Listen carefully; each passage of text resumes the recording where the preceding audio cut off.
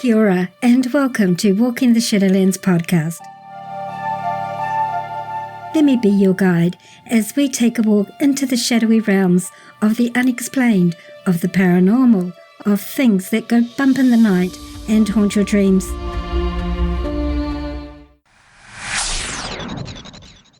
Your hosts? I'm Marianne. Thanks so much for joining us today, tonight, whatever time it is, wherever you're living in this beautiful world of ours. Sit back, relax, and let me be your guide as we walk into the Shadowlands together and see what awaits us there.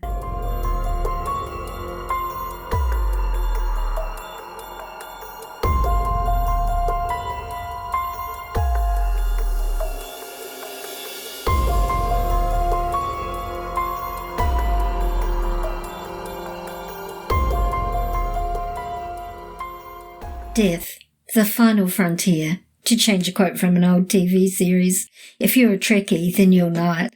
But is death the final frontier, the end of us? Or is it just the end of our physical body, the vehicle that we currently use? Like with the victims of spontaneous human combustion in our last episode, death, the word itself, seems so final.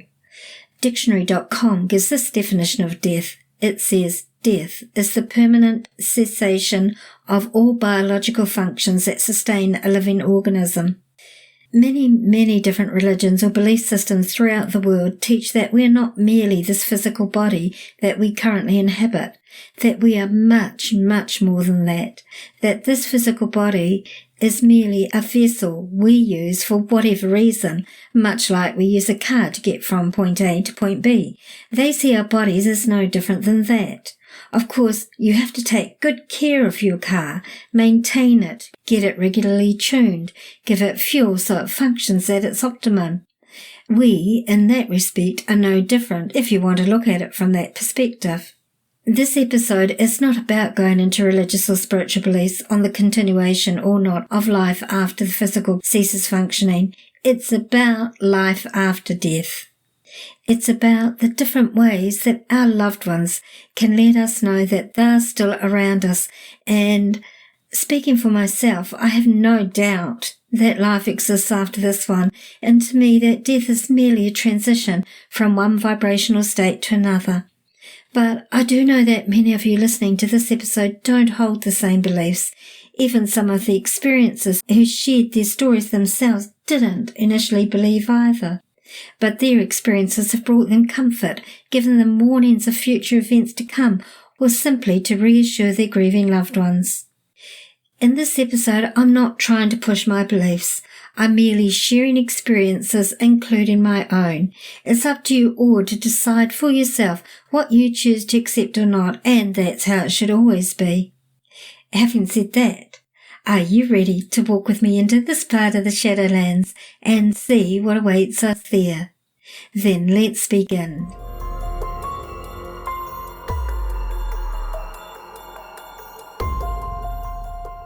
There's probably one question that I get asked most as a medium, and one I was specifically asked to write a document about by group members of the Walking the Shadowlands Facebook group, from which this podcast gets its name. Most of us have at least one person we know, a loved family member or a friend who's passed on from this stage of life. It's not at all uncommon for us to wonder, do they still exist? And if they do, are they okay? Are they able to do what they perhaps could not do here in this life due to perhaps ill health or whatever reason? Do they still love me? Are they thinking of me from time to time? Can they hear me if I talk to them? Will they let me know if they are around? How can I tell if they are around me? So many questions most of us have around people we have loved who are no longer present with us. One of the biggest and saddest I hear so often is, do they know how much I love them? There's a saying that really resonates with me, enough that I created a poster with it written on for my group members. Grief is just love without a home. I don't know who said it. I wish I could credit them, but it rings very true for me in my personal life. When that person or people who we loved absolutely are no longer physically present, where do we put that love we have for them? Those feelings of love don't cease when that person is no longer with us, and so we grieve, we hurt, we cry, and try to adapt to a life without that loved one here with us. We all need to know that our loved ones, be they family or friends or pets, are still living, even if they're not here with us physically. That they can still feel the love we have for them, hear us talking to them or about them. That they know how much pain we feel at their passing and the void they've left in our lives. We need to know that this vibrant person who gave so much colour to our life, no matter how short a space of time they were with us or how they passed over, that they are okay, that they are safe and loved wherever they are. And because they loved us also, they do try to reach out and let surviving friends, partners or loved ones know that they continue to exist and that they are okay and they still love you. I know it sounds trite, but love is all you really carry with you from one existence to another. Our loved ones can come back and visit us for many reasons, not the least of which is to reassure you that they still exist and still feel your love. It's actually very, very common for people to experience loved ones letting them know that they're still around. In this episode, I'm going to go over some of the more common ways that our loved ones, pets included, can let us know that they're around. I'll provide examples that people have been kind enough to share of most of the ways.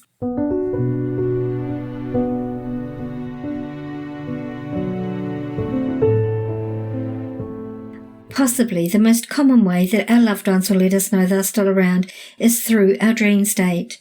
As we sleep, our energetic vibrations rise to a higher level than when we are awake, closer to the vibrational plane that spirit exists on. Also, while we are sleeping, our conscious mind does not interfere with spirit communication as it can when we are awake. So many people get visits from loved ones in their dreams. Often they are given messages that reassure them or information that they may need to know, like where their will or important paper is kept. Sometimes they don't talk, but their mere presence is reassuring enough for the dreamer, and they feel the love and reassurance coming from off their loved one. Also, often in the dream, the deceased loved one is surrounded by some sort of bright light. For a lot of people, this type of dream stands out and is very different to their regular dreams, more vivid, more realistic, and you often hear them say it was just like they were standing there, as indeed they were. When I was in my late teens, I had a very, very dear friend. His name was Wade. He was at university in Hamilton, where I used to live. He was an incredibly intelligent kid who was originally from Canada, and his mum and brothers and sisters came to New Zealand to live.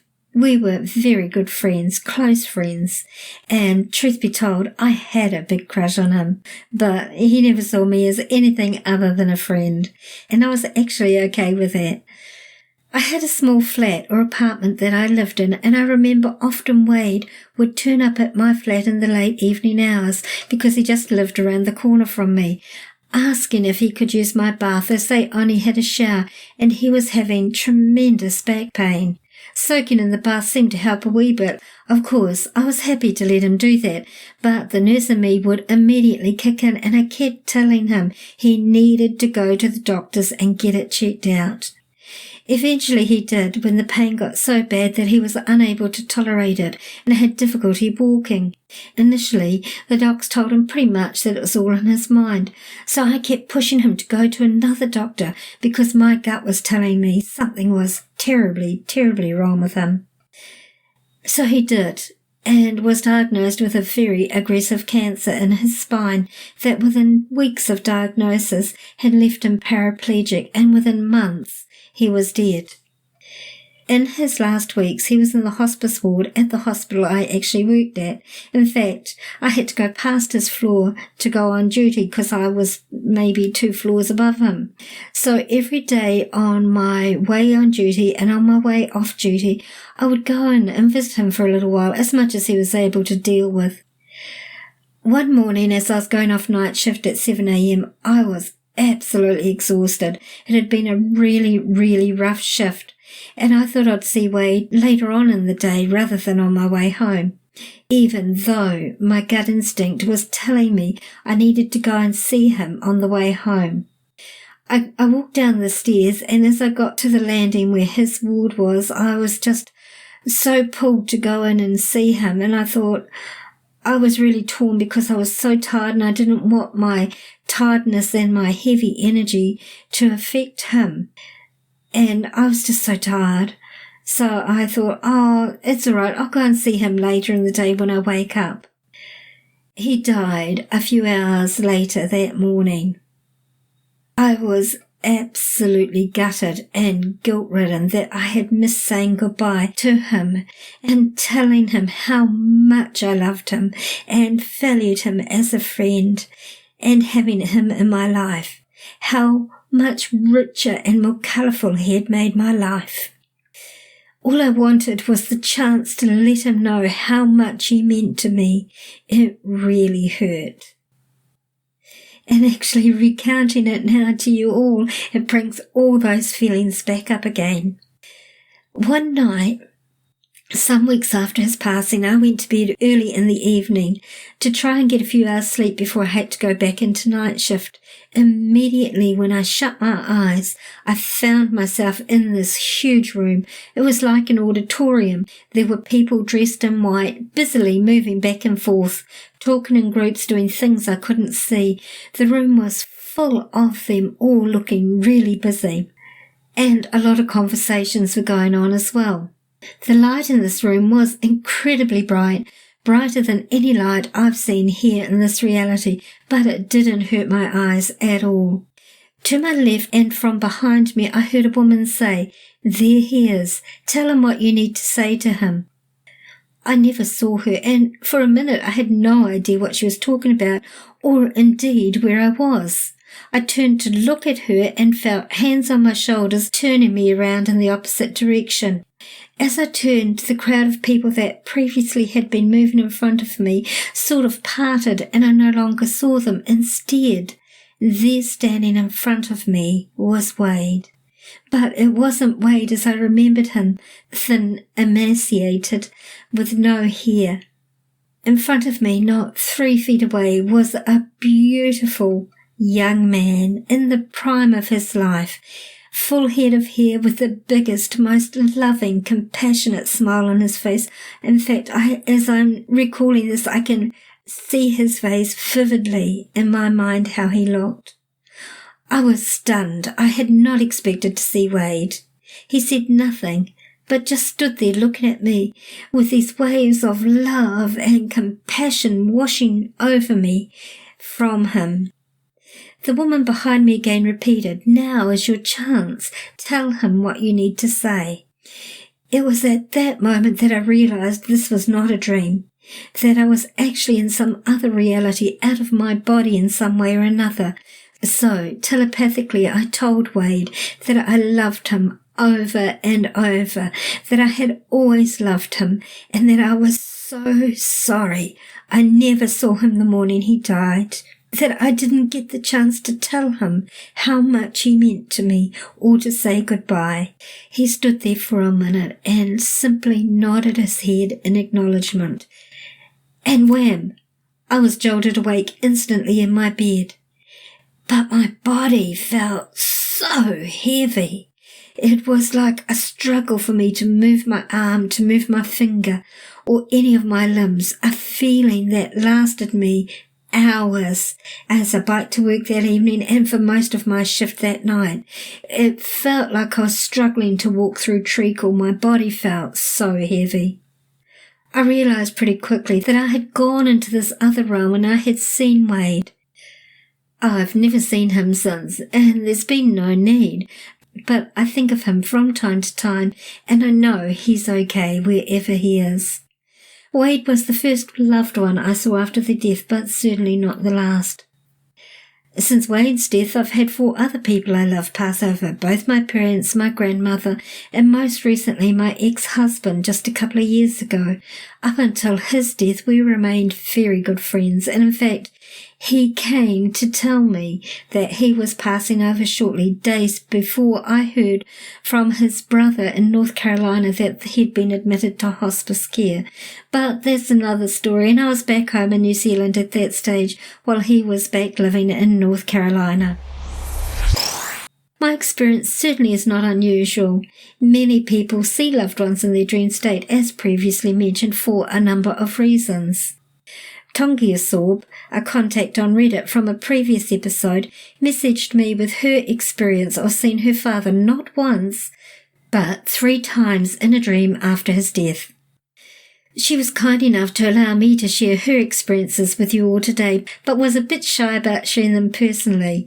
So, these are her words. I tried and tried, but could not think of a way to describe the 3 incidents involving my dad that would not be very wordy and long, so I am to just tell you about one at a time.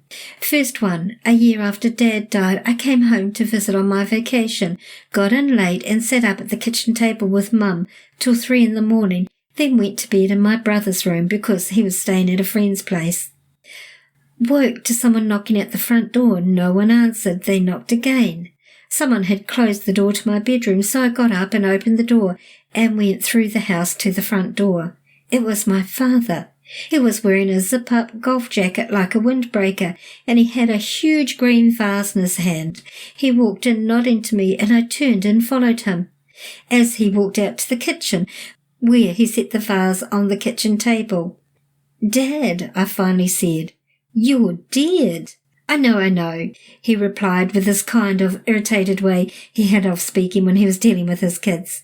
My oldest brother once told me that until he was 12 years old, he thought his name was, "For Christ's sake, Mike." Then he said, "I just stopped by to see how everyone is doing." I stood there stunned, searching for how to reply to my dead father, who had just asked about the family's progress since he died. Then I haltingly tossed out some tidbits of info as they came to me. Well, so-and-so graduated from college, and, well, so-and-so had a baby boy and is pregnant again. And he was heading back toward the front door. I hurried barefoot after him, saying, "Dad, don't go until someone else comes to see you. They'll never believe me if they don't see you too." But he said he had to go, and sure enough, there was a taxicab idling in the road in the front of the house. As he walked down the steps from the porch and out toward the cab, I noticed the pants he was wearing, with the jacket, with the pants and the suit we buried him in, and the seat of the pants was ominously baggy. He got in the cab and it drove him away. I woke up. The door of the bedroom had been closed, so I got up, still freaked out about the dream that felt so real, and opened the door and walked out into the living room. No one was home. I went to the kitchen to see if Mum left me a note, and there on the kitchen table was the green vase, the very one to the last detail. I don't know how long I stood there staring at the vase or what my face looked like, but the back door opened then and my brother entered the kitchen. He said, "What's the matter with you?" I couldn't think what to say, so I just pointed at the vase. He said, "Yeah, I found it in a box going through some things in the garage, so I brought it in. What's the big deal?" I told this experience to a friend and said, "So I thought my dad had visited me." And he said that either you psychically picked up on what your brother was doing, you could have been dreaming about your dad because it was the first time you were home since he died, and picked up psychically on your brother's activities and folded it into the dream you were having. 10 years after the first dream of my father, I was asleep in my apartment on a Saturday night. I woke not realizing yet that I was dreaming, because I heard someone washing dishes out in my kitchen, so I rose and walked to the kitchen to investigate. The apartment was part of a 100-year-old house, and the kitchen was huge. And as I entered, I saw my father across the room from me, standing at my sink with his back to me, a dish towel draped over one shoulder, washing dishes. This made no sense because, besides the whole death issue, I had washed all my dishes and put them away, so what would he be washing? He glanced over his shoulder as though to acknowledge my presence. As it happened, I had seen 2 different TV shows in the previous month where the female characters woke to find their deceased fathers in the kitchens. So I had a lucid moment and reflected to myself, this is only a dream. I'm just dreaming of a father in the kitchen like I saw on TV. Dad rinsed the last glass and stacked it in the draining tray. He drained and rinsed the sink, turned off the water, and turned to face me. He leaned back and propped his rump against the sink front and crossed his legs at the ankles, pulled the towel down off his shoulder and started drying the suds off his hands. I was standing around 15 feet away from him, barefoot in my nightgown and just enjoying the dream, and he was looking into my eyes with an unprecedentedly peaceful, almost serene quality about him, and I got the overwhelming sense that it was actually him, and I was actually looking into my father's eyes. At this point he stood and walked over and hung the dish towel on the oven door handle of the stove standing in the corner of the room. He turned and walked toward me and past me into the living room. I knew he was heading through the living room and down the hallway to the front door, so I ran after him and cried out, "Dad, don't do this. You keep showing up in my dreams and there are no witnesses and then you just leave, and I have to wonder if I'm crazy for believing it's really you. Please don't do this." Now he looked testy and more like his easily annoyed self from life, and he said, "So what do you want me to do?" "Tell me something," I replied. "Tell me something that's going to happen. Then if it does not happen, I'll know these are just dreams and I'll be at peace. If it does happen, I'll know you're actually coming to see me." He pursed his lips and stood there almost rocking on the balls of his feet as though coming to a decision. Then he strode back past me and across the kitchen floor to the stove. He raised his arms and slapped his palm against the wall behind the stove and turned his head over his shoulder towards me and said, "Fireworm, you're going to have an infestation right here." And then he turned and strode back past me in a fairly pissy hurry, as if to say, "There, happy now?" I followed him to the front door and he opened the door. There was the taxi cab again, idling in the alley next to my porch, and he went out to it and got in. He was wearing a short-sleeved pullover golf shirt this time, by the way. Not sure if the casual wear he wore in the first 2 dreams means anything, but you can decide for yourself eventually. This dream must have come in the middle of the night, unlike the previous one that woke me to the morning sun. I believe I slept for several more hours and then awoke, recollecting the dream in great detail. I'd gotten my answer. I asked him to predict a future event, and he responded with gibberish. "Fireworm? What on God's green earth kind of sense did that make?" So it was only a dream. I was peaceful, if a little disappointed. 10 days later, I looked down and saw a circle of pink bites around my ankle. I had a flea infestation in my apartment. So I went out and bought flea bombs and giant Ziploc baggies, came home and bagged up the toothbrush and all the open foods and silverware, etc., how they say to do. Then I put the cats out in the fenced-in backyard and set out the flea bombs, and before setting them off and running out of the house, I picked up one to read the instructions on the box. The first instruction said to shut off the gas line to the house. No clue. I'd never turned gas lines on or off. I didn't even know what a gas line looked like, nor where it would be located on the premises. So I called the gas company. The woman who answered was a customer service angel, and I believe she would have stayed on the phone with me all day long if it would have helped. She told me to pull the stove out from the wall it stood against, so I did. Then she told me to look behind it, which I had never done since I had rented the place, and I would see something coming out of the wall that looked like a snake. It was a hose, she said, covered with chainmail that looked like scales to keep it from being damaged. She said it connected with a pipe coming out of the floor, and there was a knob on the pipe, and I was to look for that. There was the snake, and there was the knob. She instructed me carefully on how to safely turn off the gas supply and then how to safely turn the gas back on after the bombs were set off. But, she said, there was a very important thing I had to do after I turned off the gas and before I set off the flea bombs. She said sometimes residual gas remained in the lines in the stove and kept the pilot light lit for a while after the gas was turned off. She said it was essential that I made sure the pilot light was out before setting off the bombs because the flame of the pilot light could ignite the fumes of the flea bomb and cause an explosion. So, following her instructions, I turned off the gas supply.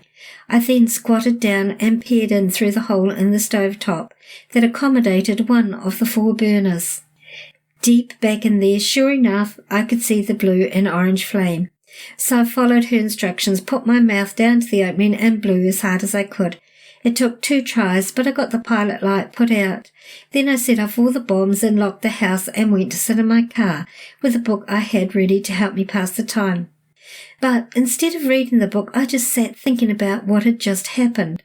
I had just unexpectedly gotten back behind the stove against the wall Dad had indicated.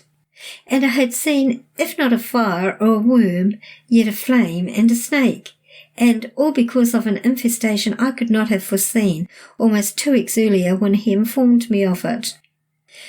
So I recognised an obligation was upon me to choose a position. I piled all the pieces on a scale, dream, asking for a favour, getting gibberish. 2 weeks later, finding a kind of fulfilment of the gibberish had implausibly arrived. And I did choose my position on this event and am committed to it. I respect wholeheartedly any rational person's choice to see these events as synchronous silliness, the ludicrous reaching of a woman desperate to find some evidence of the paranormal. But Marianne, I am not such a woman. I have walked such a miracle-strewn path since childhood. It would be laughable to picture me desperately trying to establish evidence of what I have been deeply well aware of for as long as I can remember. But still, the idea that someone from the other side would take a request from me here in the land of living and actually fulfill it is breathtaking to me. It is beyond miracle. It is palpable proof that death shall have no dominion. And I would be far more devastatingly ashamed to encounter a miracle and ignore it than I would be to believe in 1,000 silly coincidences in error. The final dream of my father is much briefer but very meaningful to me. The last time I dreamed of my father was more than 20 years ago. As the dream began, it was dark as night out somewhere isolated. I was standing in the black asphalt of a gigantic empty parking lot in the middle of nowhere, almost as though someone laid an asphalt 4-acre parking lot in the middle of a desert. I could see by starlight and saw a long black limousine pull up to near where I was standing, like 7 feet away. The back door opened and my father got out. He was wearing a nice long black winter coat. As my father approached to stand facing me, everywhere there was an overwhelming feeling of tenderness. All the elements of the dream that night might have been forbidding. The darkness, the isolation, the starkness of the landscape were filled to overflowing with a wonderful feeling of tenderness, love, gentle and sincere. Before I could begin pestering him with questions, he broke the silence to announce, "I have got to leave now. I won't be able to come back for a long time." And as I took that in, snow began to fall all around us, drifting flakes settling down through the silence and the sweetness. Then he said he had something to give me before he left, and went back to the limo and opened the back door and leaned in. Just then my sister-in-law was there with us, just standing. He came up out of the car with 2 bouquets of flowers, one purple and one yellow and white. My dad stepped toward me holding out the bouquet of yellow and white flowers, and suddenly my sister-in-law lunged for them. But he anticipated her move and straight-armed her in the sternum with the hand that held the purple bouquet. Having stopped her, he then again held the yellow and white flowers in his other hand out to me, and I accepted them. Then he turned to her with a stern look on his face and extended the purple bouquet towards her. With a sulky, resentful expression and her eyes downcast, my sister-in-law accepted the purple bouquet and vanished. My father and I stood there in the dark under the stars, looking at each other between the snowflakes, and his eyes seemed very kind and sincerely fond. It was like he was memorizing what I looked like. Then he turned and climbed into the back of the limousine, and it pulled away, leaving me standing on the dark plain under the stars, with snowflakes spiraling around me and the yellow and white flowers in my hand. When I woke, I thought of the snow and his loving manner. I decided maybe he was telling me he was going to be born again so he won't be free to drop in for visits anymore. He'll not be my dad anymore. I've never dreamed of him again. 2 years after Dad became unable to stop by with messages, my sister-in-law accidentally taped herself on the answering machine arranging for my brother, her husband, to be shot while she was out of town on business. The marriage exploded and they were divorced. I had assumed for years my father dropped by my dreams to communicate love to me before he left my life. Looking back now, I wonder if he maybe gave me that final dream as all the warning he could supply that my sister-in-law was aggressive and not to be trusted. Those are the 3 dreams, Marianne, and I suppose they're not compellingly convincing with regard to spirit communication, but I still urge you to keep a little file of such and see how they add up.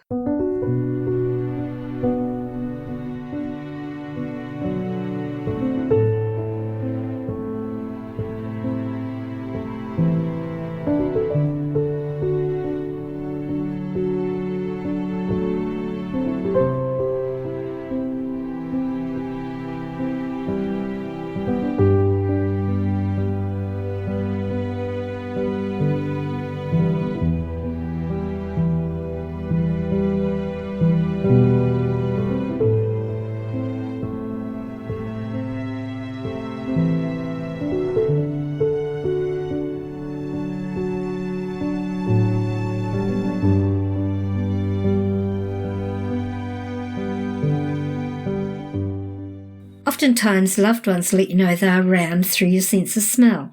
There's a specific name for this. It's called clairgustance. Generally, you'll smell a scent that you associate with them, like cigarette smoke or perfume, or even the smell of roast cooking. So if you smell a familiar fragrance like that you would generally associate with that person, then the likelihood is it is them visiting you and letting you know they are there. Such as an experience Frank Jones had, which I'll talk on in a few minutes, and John's partner had, which I'll talk about towards the end of this episode. You might feel someone playing with your hair like they used to when they were alive, a hug, someone holding your hand, a gentle hand on your shoulder. Feeling your loved one's touch is probably one of the most common experiences people may have. This particularly happens in the early days following the person's passing. People have even felt their spouse in bed beside them and hugging them to sleep. Some people will hear the voice of their loved one. This is called clairaudience, as though they were there in the room with them. Still others will hear the voice in their mind, but it's the person's voice they will hear. This is more common than audible hearing, as spirit no longer has a physical voice box, and it takes far more energy for them to audibly create the sound rather than through thought. But sometimes people do hear them audibly as well, and this is called a disembodied voice. Cleo Brockman has kindly shared her experience of hearing her mum's voice. When I was a little girl, my mother had a beautiful 12-piece china set. It was our fancy dishes. They were white with platinum rings and details. When we got our first microwave in 1980, my brother put one of the soup bowls in and it sparked, causing a permanent scorch mark. In the mid-80s, my mum had to pawn her china because we were poor and living in Vancouver, and she used the money for bus tickets for us to move in with my grandparents. My mother loved that set, and it broke her heart to pawn it. She passed away in 1986. As I grew up, I thought about that china set my whole adult life. I looked for something similar, just for nostalgia, I guess. In 2015, I was out Christmas shopping with my daughter, and we decided to duck into a thrift consignment store to browse around. We didn't see anything, so I headed to the front door. I distinctly heard my mother's voice say, "Turn around." I hadn't heard her voice in almost 30 years. I turned around and saw at the back of the store, very well lit, an old china cabinet full of china.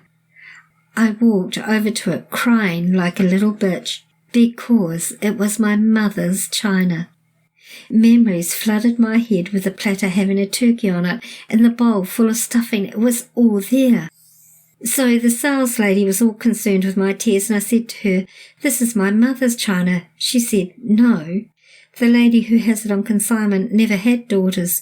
She has no one to leave it to. I said, one of the soup bowls will have a scorch mark on it from my brother putting it in the microwave when we were kids. She knew. The bottom bowl had the scorch mark that turned into a crack. I asked her to ask the woman where she got it from because the odds of it being in a thrift store in my small town, thousands of kilometres away, is astronomical. So the lady bought this china set in a pawn shop in Vancouver, British Columbia in the mid-80s, then moved to Germany and around Europe before moving back to Canada to retire in Alberta. She had 4 sons who remember fancy dinners with the china, but none of them wanted it. I was put in contact with this lady who told me that she wanted the set the moment she saw it. She said she had dreams of someone telling her to give it to her daughter, but she never had any. So she eventually decided to put it on consignment. This wonderful woman gave it to me and thought it was crazy that I knew about the defect in the bowl and how it ended up in a pawn shop. This right here is the number 1 reason why I believe in the paranormal. We are all electrical beings and are composed of energy. People who have passed over can very quickly learn how to manipulate electrical devices, so this is quite often why loved ones will use electrical devices to get your attention. TV and lights turning on or off, or dimming, brightening, changing TV channels, sometimes even making electrical or battery-operated toys move. If you've ruled out all physical causes as to why this might be happening, then you can look at it as a sign that a loved one or spirit is around. From Anon. When my mum was in hospice dying from cancer, I asked her to give me a sign that she was in a better place. She was like, "What? Come back as a ghost?" I said, "Oh, heck no. That would freak me out." I told her to do something electronically. She loved to watch and buy stuff off QVC, and I always used to give her trouble about it. Well, like years later, my TV would randomly switch to QVC, and it did it maybe 4 or 5 times in the span of 6 months. It took me a while to realize it was her. And when I did, I told my son about it. He thought his mum was losing it until he came running out of his room one day, telling me that his TV had just turned to QVC after we just had a conversation about his grandma.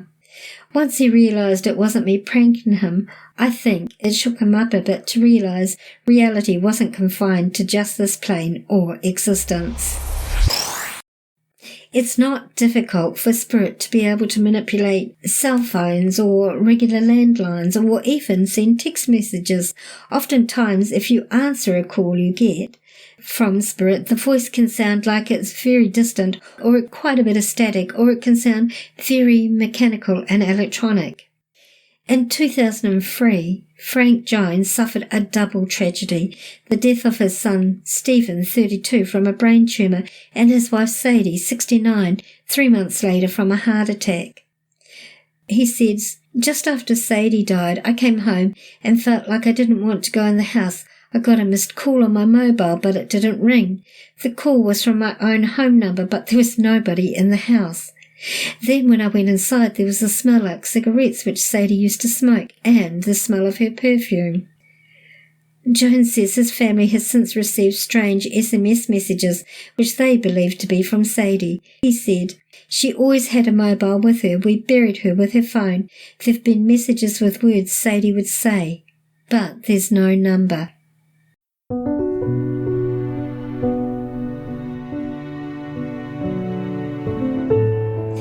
On the 12th of September 2008 at 4:22 p.m. in California's San Fernando Valley, a commuter train carrying 225 riders collided at a combined speed of 83 miles per hour with a freight train run by a crew of 3. In what came to be known as the Chatsworth crash, 135 people were injured, of which 87 were taken to hospitals, 46 in critical condition, and 25 died. One of the deceased was 49-year-old Charles E. Peck, a customer service agent for Delta Airlines at Salt Lake City International Airport. He'd come to Los Angeles for a job interview at Van Nuys Airport because gaining work in the Golden State would have allowed him to wed his fiancée, Andrea Katz of Westlake Village. This would have been his second marriage. Peck had 3 grandchildren from a previous relationship.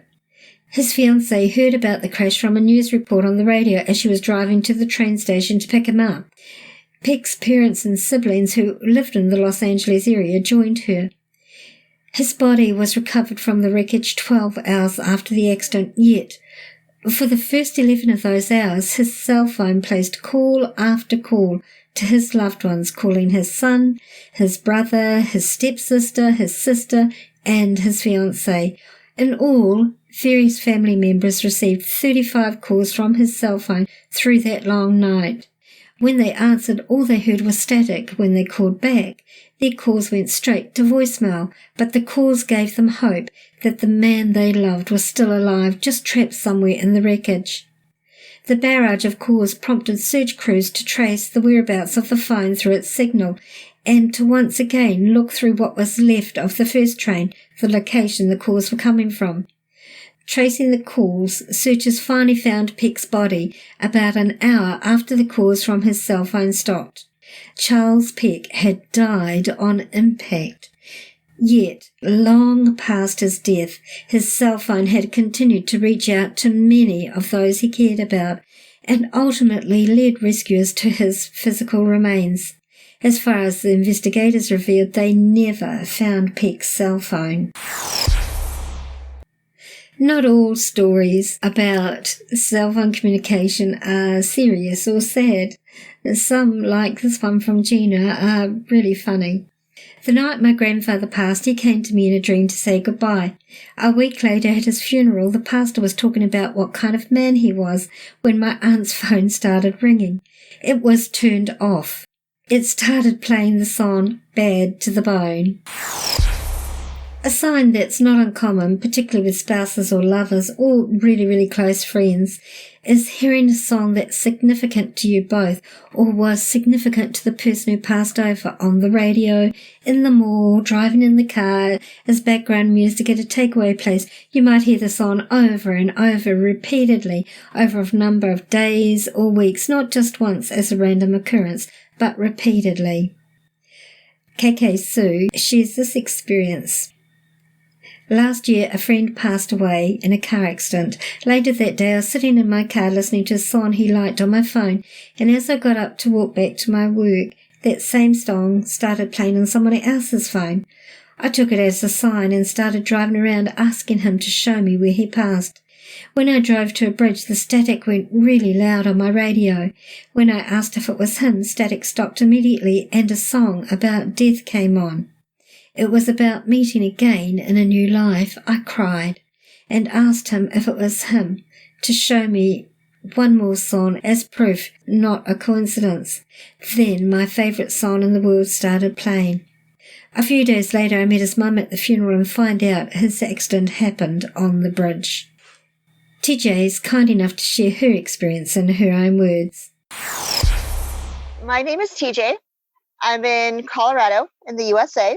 Born and raised, and I've had a couple of experiences that, they don't happen to me every day, but I've had a couple of things happen to me that people never even believe, that you wouldn't even think are things that would happen. The big one that got Marianne talking with me today is this friend that I had all through elementary school and high school. We grew up together. And he was best friends with my first husband. There was a song that we played at his funeral. And now, every now and then, anytime I think of him, anytime, he just pops in my head for unknown reasons. I start thinking about him, and I'm listening to my headphones. I'm like, I've got my headphones in right now. If I think about him, his song that we played as a memorial service starts playing, Pennywise Bro Him. That's the song. And for the next many songs, it's like I lose total control of my playlist at all. And it's all the stuff that he liked. But it always starts with the song that played at his funeral. And I don't know where it comes from, but would hang out, me and him, like, best friend's girlfriend or whatever. I'd go smoke a cigarette with him or something. It was always music, always. And he's slid into my Spotify now. And he's just staying there. And you didn't put the songs there on your playlist? No, they're not on my playlist. I very specifically let them off my playlist because it makes me so sad to hear the songs. If I want to hear them, I'll go look it up, but it is not on my playlist. I put my playlist on, my starred songs, do that, and I'm happy and I work and I bust all my stuff out and it's fine. But he just kind of slides in there sometimes. It feels like I didn't put it there.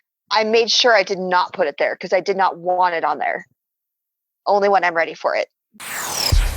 Sometimes our loved ones are so eager to let us know that they're around us that they'll try and let you know in as many ways as possible. They like to place things in our past that were significant to them or are significant to us. I remember reading a story of a woman whose father worked for a hot dog making company in the States. She was a teacher. When her father died, she saw the logo for the then out-of-business company everywhere in the weeks following his death. One of her students at school drew her a picture of the company's hot dog icon, and someone else found a little plastic hot dog ornament and gave it to her. All these were signs to her that her dad was still living and letting her know he was around. This sign could be as simple as a bird's feather floating down in front of your eyes, or on your doorstep in the morning, or your mum's favourite rose blooming out of season. Yes, I've heard of that happening before.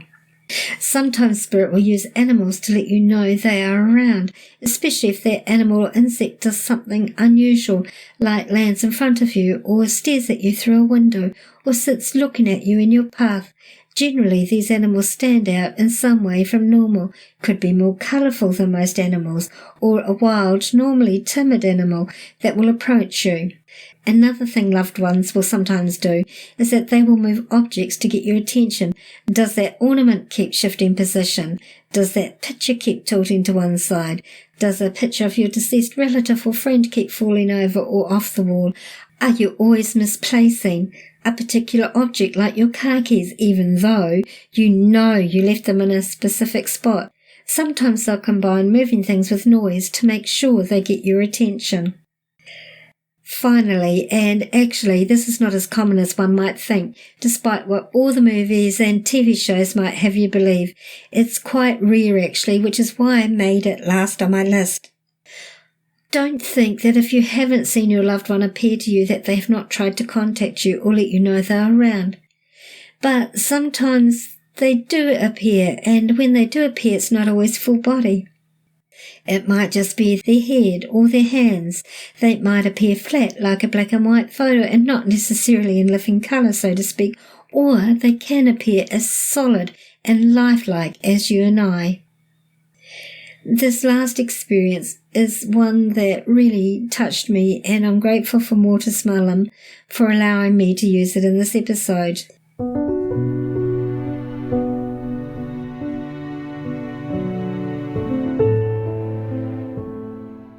This is the first time I'm actually writing about this, so when I was 13, my older brother 18 and I were on our way to a movie when we were hit by a drunk driver. I woke up in hospital 4 days later having lost my right leg and other leg in cast along with other injuries. That night I woke up to my brother sitting by my bed telling me everything will be okay and to go back to sleep. The next day parents came to visit and see how I was doing. I asked why my brother wasn't with them, and they looked at each other but didn't say anything. That night I again woke up to my brother sitting by my bed, again telling me he knows I can get through this, and I need to be strong and overcome this and not let my injuries stop me from living life. We talked a bit, him not answering specific questions, but answering more general questions. I remember asking him why he was still wearing clothes from yesterday, because that was very unlike him, to wear anything similar to what he wore the day before. He didn't answer that, but when asked how he was, he said better than he thought he would be given the circumstances. He reminded me to be strong and keep living and not let anything stop me, and how much he loved me, before telling me I should get some more sleep. That next day, the parents again came to visit me in hospital, and I again asked why my brother wasn't with them, and they again looked at each other, and it was only after I said that I would like a family visit together and not at different times, and I would like my brother to visit during the day when we can talk more instead of at night, that my dad asked what I meant, and I told him Andy had been coming at night to visit. My mum broke down and left the room. My dad then told me that was impossible because Andy died in the accident instantly. I didn't believe it and argued it and ended up having to be sedated. That night I had no visit, and next day the parents brought a newspaper article about the accident. Years later, my fiancé had an experience. My fiancé had never met my brother, never seen photos of him before this. My fiancé is bipolar, extreme highs and extreme lows. We'd been dating for 4 months at the time and just moved in together. I didn't know at the time, but she'd gone off her meds. All this happened while I was at work, and she told me about it later. She went out for a walk to get some air because she was feeling really claustrophobic, the start of a manic depressive episode. It got to the point where she thought dying would be the best option, and standing at the corner she thought the best idea would be to just walk into traffic. As she took a step off the curb, someone grabbed her and pulled her back, turned her around into a hug. Arms wrapped around her, telling her she doesn't truly want to do this, that everything will be okay, that she is stronger than she realizes and it isn't her time. Told her to just breathe nice, slow, deep breaths. She looked up at him and said thanks, turned around to wipe her eyes, and when she turned back, the person was gone. She told me about this when I got off work, and she wanted to put a post up online to see if she could find the guy to say a proper thank you for his help and saving her. It was when she started saying what he told her and describing him that my heart started beating fast. I knew who helped her. She described him as being 17 to 18, athletic, slightly taller than her, dark brown shaggy hair, big freckled birthmark under his eye, with a blue shirt that said J.S. Jenks in yellow letters. It brought me back to the visits I got in the hospital, the shirt my brother wore on the day of the accident, and when I saw him by my hospital bed. I told her I know who helped her and I can't explain it. I told her it was my brother and she said it was impossible. It was a real person. She got mad at me for suggesting it because she never believed in ghosts or spirits or anything like that, very sceptical. I asked her to please trust me, and that night we drove to my parents' house. And I went into the basement and found a picture of my brother and asked if that was who helped her, and her face went pale and kept asking how was it possible? I had no idea what to say because I didn't know either. But I told her he came to me in my time of need, and it looks like he came to her in her time of need. Still crazy to think about it. And I definitely can't explain it.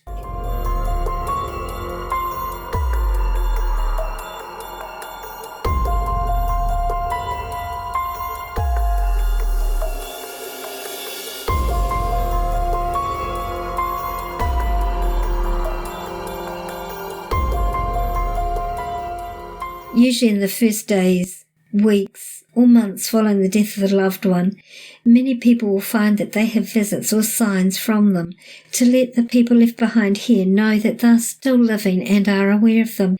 Generally, these taper off after a while once your loved one realizes that you're okay and you have mostly finished your heaviest grieving process, although sometimes these visits and reminders can last for years, or in the case of partners, until the remaining partner also passes over.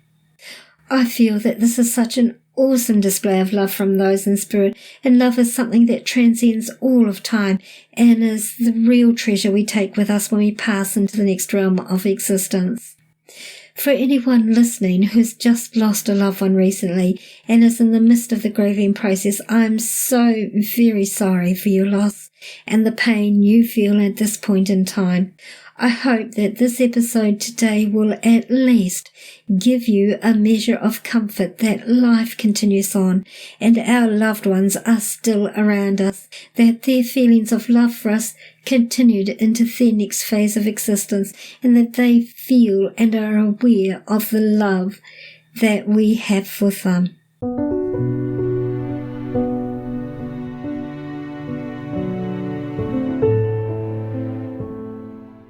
musical bumper today is called Bittersweet by Poddington Bear, licensed under Creative Commons.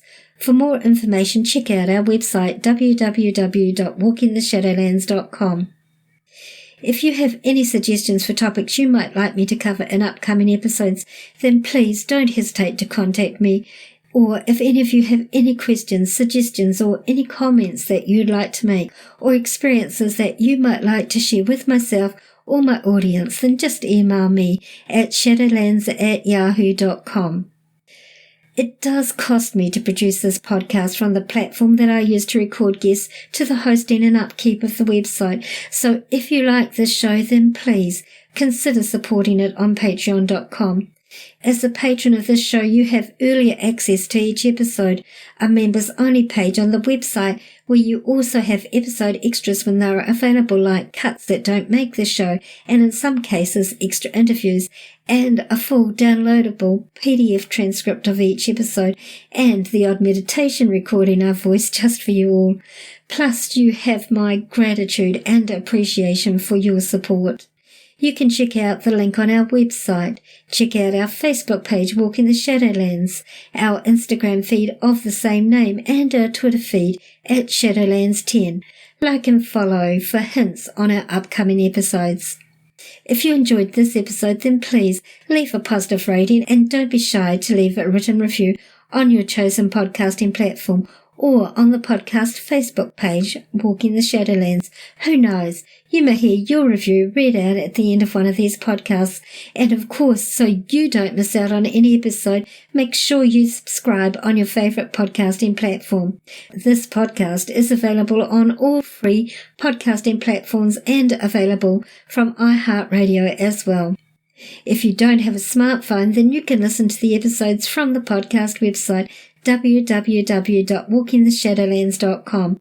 For those hearing impaired, there's a full written transcript of each episode on the website, so you don't miss out at all. Tell your friends, tell your family, tell your workmates about our show.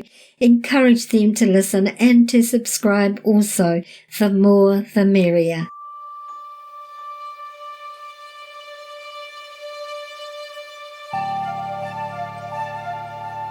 Thank you so much for listening today, tonight, whatever time it is, wherever you're living in this beautiful world of ours. We'll see you in 2 weeks' time.